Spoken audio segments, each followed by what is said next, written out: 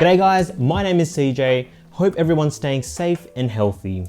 Now today we're going to talk about the PS5. And I don't really do much gaming content on my channel because whilst I do love gaming and consider myself a gamer of sorts, I simply don't log as many hours into gaming as I probably would like to.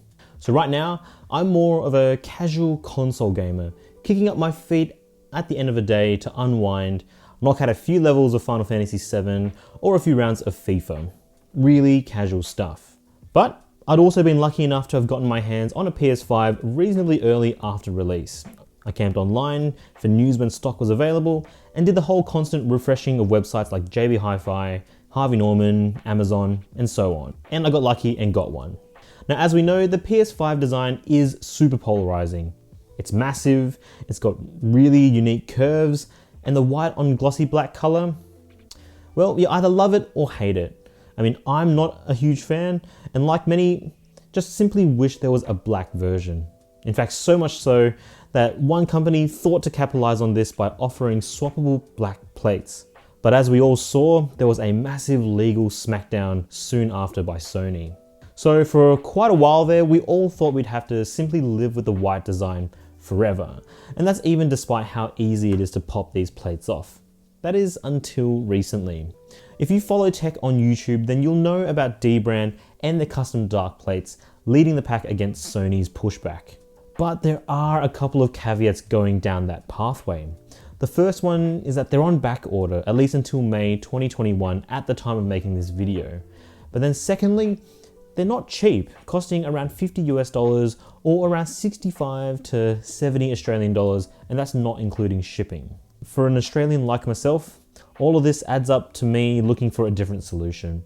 And fortunately, being someone who lives in Adelaide, a very local Adelaide-based brand, OzPlay Accessories, is one of very few retailers offering a cheaper solution, and I've got it right here. So let's take a look. Now these plates are so fresh and in demand that OzPlay, in an effort to get them into customers' hands as quickly as possible, opted to ship the first batch straight from their supplier to the hands of buyers. So there's no official OzPlay branding on the box for this one. It's a pretty straightforward process unboxing it. You've got the plates and that's it. Now let's first compare the two plates. Aside from the obvious difference being color, there's a couple of small differences between the Sony plate and this aftermarket one. The first thing that you'll notice is that it's slightly lighter compared to the Sony one, but that's not to say that it feels flimsy. There's just about the same amount of give between the two panels when you try to flex them. Maybe slightly more on the black one, but the difference is very minimal. Also, a couple of the fixating hooks are designed slightly differently in the middle, but again, they'll do the job with hooking the plate into the PS5. Also, the unique texture design that you see in the official version showing the X, circle, square, and triangle shapes is missing on the black one. Not surprising considering you'd assume that extra detail would add a little bit to the cost of the panel, and they'd probably run into some copyright issues with it too. Then finally, on the top panel, if you're looking at it horizontally, or the left panel if you've got it stood vertically, you'll find the PlayStation logo cutout is missing on the black one. Again, a subtle difference to likely avoid copyright issues, but it would be eventually cool if you could put your own custom logo on there, just to give it a little bit of visual flair. Then putting the panels back on is as simple as taking them off. They click in with confidence and boom, there's your matte black PS5. Now one thing I've already noticed is that the black panels do seem to pick up my fingerprints a little easier and they're potentially more prone to light scuffs. Not too surprising given that a matte white color will always hide these blemishes a little bit better.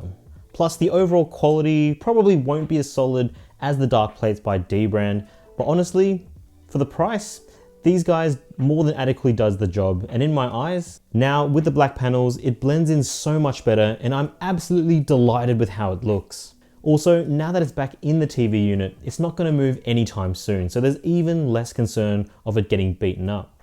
Now only time will tell to see if it'll change color or warp in shape with prolonged exposure to heat. But overall, this is a great option for us Aussies looking to bring back a stealthy, neutral black look for our consoles. For around 54 Australian dollars, this is an excellent value option to change up the color of your PS5, and you probably won't need to wait until May to get them either. And links will be in the description below for all of that. On top of this, seeing as how these plates came shipped directly from the supplier in China, chances are there's going to be other unnamed alternatives built with pretty similar standards.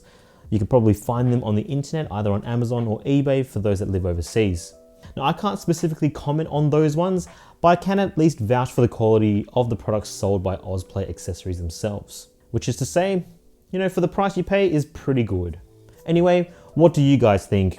Do you guys prefer a black PS5 over the white version? Let me know why or why not in the comment section below.